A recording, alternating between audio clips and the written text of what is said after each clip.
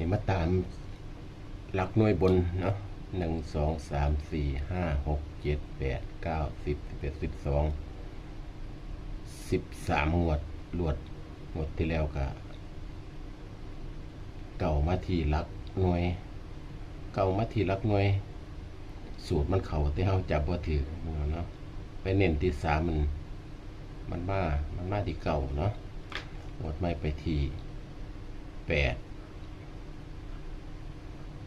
บวก6ได้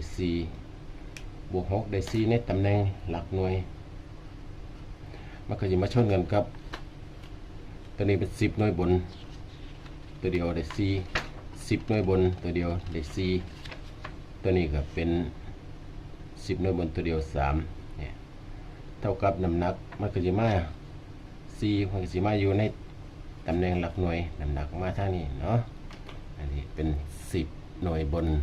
แล้วก็มาเทียบกับหน่วยบนชนไปที่4